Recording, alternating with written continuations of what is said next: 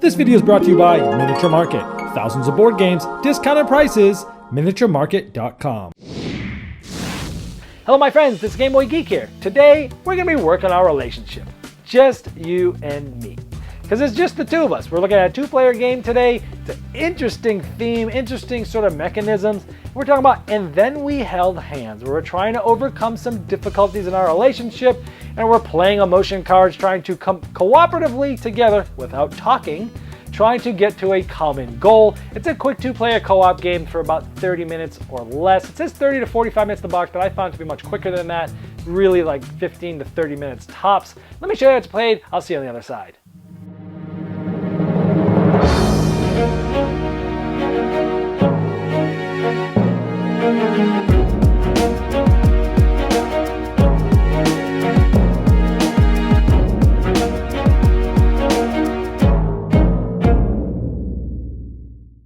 And then we held hands. What you're trying to do is work with your partner, work through different objectives to get through certain things like being angry, sad, together. And you'll be doing so using some cards of emotions, everything from cold to content to depressed, carefree, euphoric. Notice the artwork on here is very nice, done by the same artist who did the original Dixit game. Now we have the game set up for two players. Each player is going to get 6 cards, and you'll only see half of the cards because both sides of the cards actually have different colors.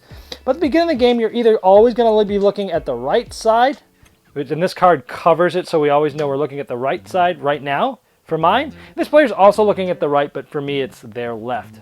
Now, what you're going to be trying to do is complete 3 different rounds of objectives. And so, for example, this is objective number 1. In the first round, we have to end our space on calm. Now, you'll also notice that there's some icons on some of the colors. And if you flip this board over, all the icons have those, the colors have the same icons on there for colorblind friendliness.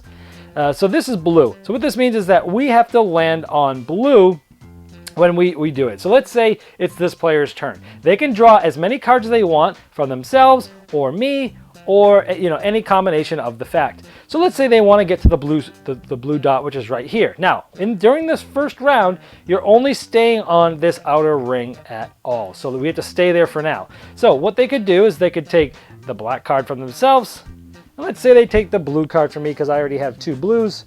Not that it matters too much at this point. So they're using black and blue. They would discard these, and they put both of these in their own discard pile, and they would move black because they did black, and then they'd go blue because they did blue.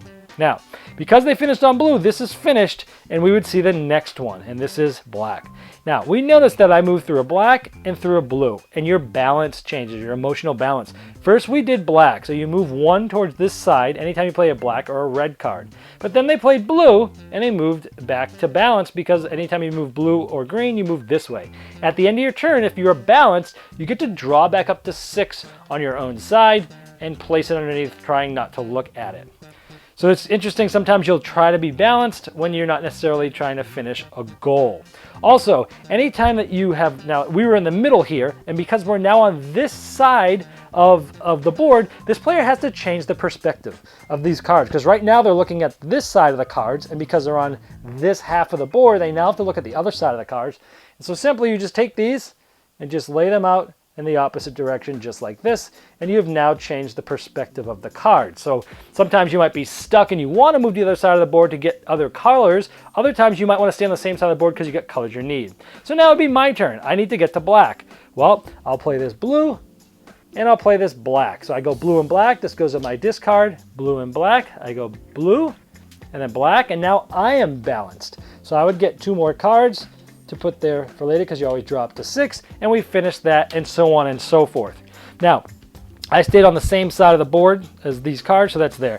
If you're ever like all the way up on a balance level, this basically means I could no longer play a blue or green card until I move back down using a black or red first, and then I can move back up. So it stops you from playing too many cards of the same color, and you're trying to be balanced as well, but you're also trying to do these.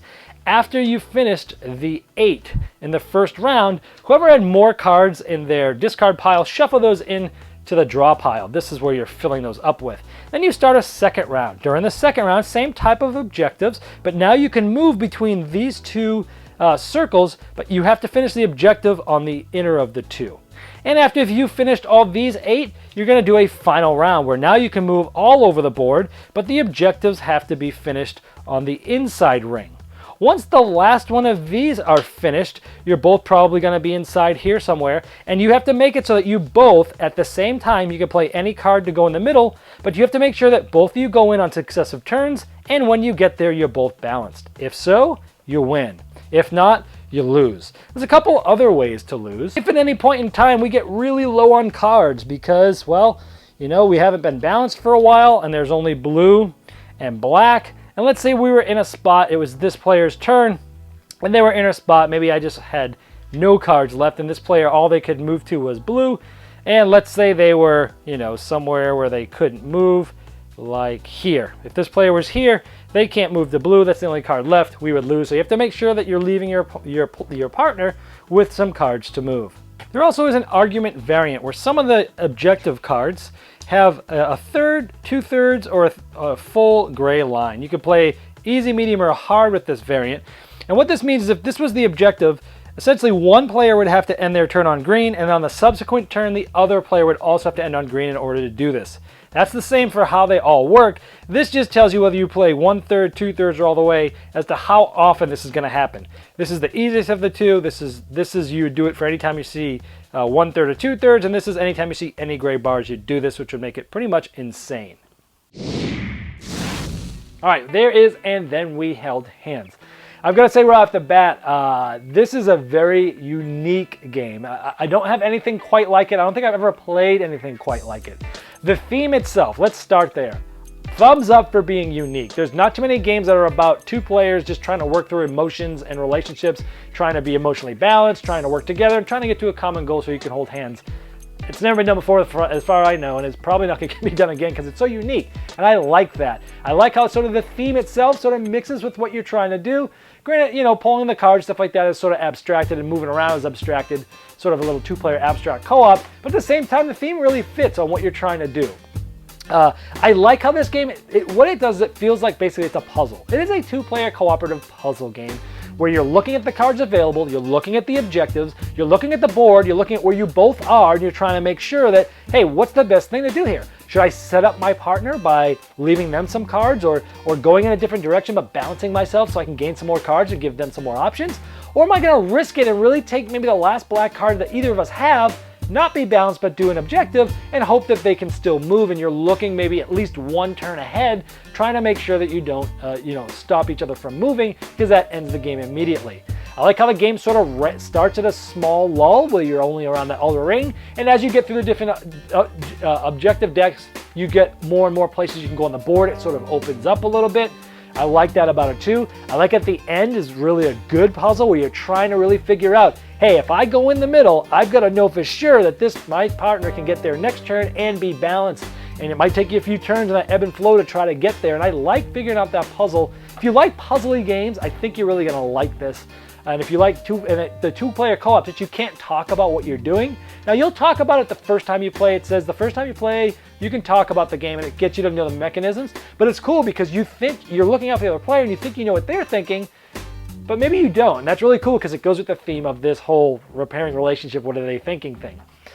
I will say that the game's not perfect. There is some fiddliness there, especially with the cards, where at the beginning you get them in an order, you have to keep them in order for who knows why, maybe just so you don't cheat or whatever. And that's like you can pick left or right and you put them there.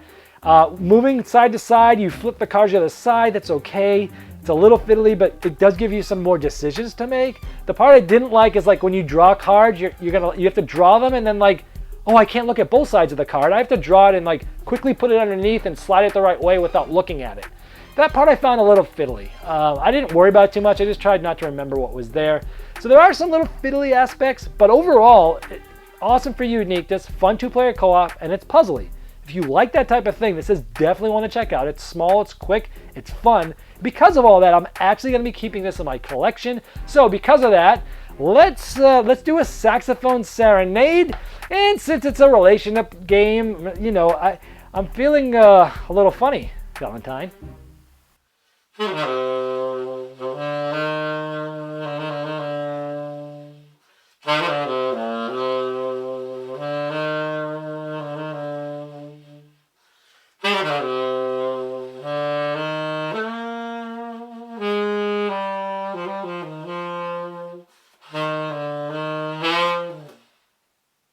This video was sponsored by Miniature Market's Review Corner. The Review Corner features podcasts, video, and written game reviews by gamers for gamers. Miniature Market, the online gaming superstore. Thousands of board games, discounted prices. Check them out at miniaturemarket.com.